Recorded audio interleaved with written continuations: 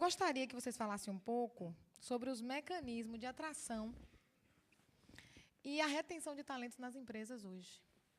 Você pode começar, por favor, Marcelo? Bom, vamos lá. Falar de atração hoje, o processo de busca e identificação de talentos no mercado, eu acho que é de suma importância, ele é crítico nas organizações, porque os recursos humanos que vão entrar na organização hoje, durante o período em que eles estão, que eles compõem essa organização, eles constituem o DNA da empresa. E por muitas oportunidades, e muitas vezes, o nível de exposição não é da pessoa, ele é da organização. Então, quando você está a serviço da tua empresa, você está institucionalmente representando a bandeira que você defende, a camisa que você veste. Então, o cuidado em recrutar, ele é fundamental, porque, efetivamente, você está constituindo, de novo, o DNA, o registro mor da sua empresa. São as pessoas que vão, de uma maneira ou de outra, representar o nome da organização interna e externamente. Então, esse é um fator crítico. Além disso, e a gente costuma praticar muito isso, existe um custo invisível, é um custo que a gente não consegue mensurar imediatamente, que ele está linkado ao mau recrutamento. Porque o mau recrutamento, ele não só gera um desgaste na estrutura enquanto a pessoa está na organização, mas depois uma ação é necessária, ou de correção ou de desligamento, isso tem um custo. Uma nova ação de recrutamento se inicia com um novo custo. O período de tempo em que você demora para repor essa posição é um gap de tempo, é uma lacuna de tempo, que também tem um custo do processo parado ou do desvio de função de um outro colaborador. E quando você contrata, efetivamente, você tem que fazer a adaptação dele à cultura da organização, enfim. Então, esse custo ele não é mensurável imediatamente, mas no final do exercício é muito comum a gente fazer avaliação de produtividade, enfim, principalmente ligado à área de gestão de pessoas, e a percepção de que você não foi produtivo o suficiente, ela é muito real. Mas, na maioria das vezes, você não consegue explicar por quê você não foi tão produtivo. Então, esse cuidado é essencial. Falando um pouco da retenção, eu acho que ela é tão ou mais importante do que um bom processo de recrutamento. Efetivamente, quando você consegue identificar um talento na tua organização ou no mercado, internamente ou externamente, e você consegue trazê-lo para dentro, ok, cumpriu uma parte da tua tarefa. O processo de retenção, ele de que um processo em si de ganhar, de conseguir manter ou de perder o colaborador, ele é um indicador de cultura organizacional, de nível de competitividade no mercado, se você tem boas práticas hoje, porque ninguém melhor do que o teu colaborador que vive, que respira essa realidade todo dia, para dizer se isso está satisfatório ou não. E hoje, a gente não pode deixar de lado um fator, Fátima, que é imprescindível. Até alguns anos atrás, as organizações escolhiam os candidatos. Hoje o processo está se invertendo. Hoje os candidatos escolhem em quais empresas eles querem trabalhar. Então, esse é um fator que torna o processo inverso e muito mais competitivo, porque eu, como organização, eu tenho que começar a competir com outras organizações que querem aquele candidato.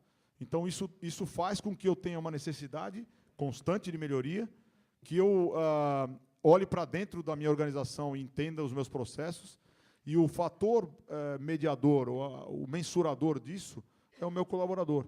Então, fazer a retenção de um colaborador hoje é extremamente importante para você dar continuidade ao trabalho, à carreira, à sucessão, uma série de coisas que permeiam o crescimento conjunto da organização e das pessoas, e ele serve como esse indicador, ele baliza isso em termos de competitividade do mercado.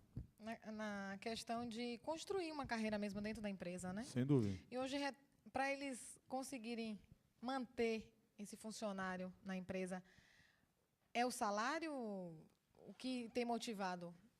Na verdade, salário, é até estranho dizer, o salário não motiva ninguém. A gente tem algumas pesquisas, indicadores que mensuram claramente isso. O salário é uma coisa interessante porque ele brilha o olho no primeiro instante e você fala, ok, tive aí um reajuste salarial, estou contente. Mas se você não tiver atrelado a isso um bom clima organizacional, um planejamento de carreira, capacitação, desenvolvimento efetivo, um bom conjunto de pessoas e valores, as quais o candidato se identifique, essa questão salarial ela vai perder efeito em 2 ou 3 meses no máximo, porque você tem o seu reajuste, ele é imediato, mas você começa a viver a rotina diária de uma situação que não lhe agrada, e isso, muito pouco tempo, eu diria aí 2, 3 meses, ela se torna nociva e você começa a brigar internamente com você mesmo. Eu estou numa organização que me paga bem, mas eu estou infeliz. Como é que eu fico agora? O que é que eu vou priorizar aqui? E a longo prazo, você até convive com um salário mediano, se você tiver um bom clima organizacional, outros fatores que compõem essa cesta de atividades, de satisfação. Mas o inverso não, é complicado. Bacana essas colocações, porque a gente sempre fala isso aqui. Eu quero abordar agora o lado oposto, né? Quando o ponto de vista de alguém que quer trocar, né? O que esse profissional busca no mercado é justamente isso, né? Um desafio que traga uma sensação ou um sentido, né, para esse foco que ele tem quando ele pensa em trocar.